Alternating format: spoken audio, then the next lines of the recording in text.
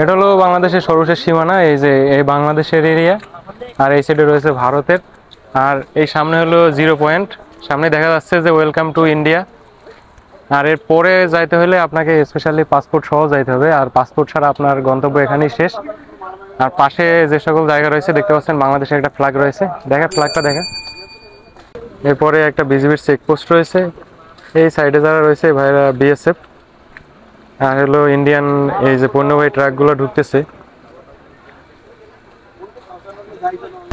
India থেকে আসার সময় এই ট্রাকগুলো প্রথমে এই বিএসএফ এর কাছে চেকপোস্টে চেক হয় এবং তারপরে মাঝখানে একটু সামান্য ডিস্টেন্সের পরে এখানে আবার বিজিবির কাছে চেকপোস্টে চেক হয়, তারপরে এই ট্রাকগুলো বাংলাদেশে।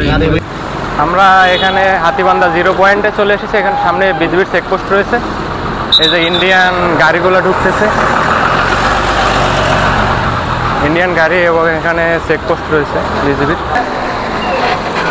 ইন্ডিয়ান পণ্যবাহী ট্রাকগুলো ঢুকতেছে দেখতে পাচ্ছেন, একটু সামনে হলো 0 পয়েন্ট, তো আমরা ওটার ভিতরে যাব। আর এখানে হলো লালমনিরহাটের সড়ক বিভাগ, এই শেষ, এই লাস্ট পয়েন্ট। ওই সামনে দেখা যাচ্ছে ওয়েলকাম টু ইন্ডিয়া, এগুলো সব পণ্যবাহী ট্রাক।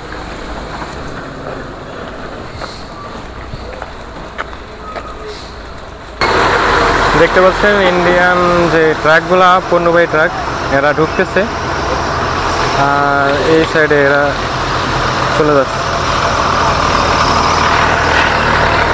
ওই পারে হলো এরা বিএসএফ, ইন্ডিয়ান বর্ডারে যারা ডিউটি করতেছেন।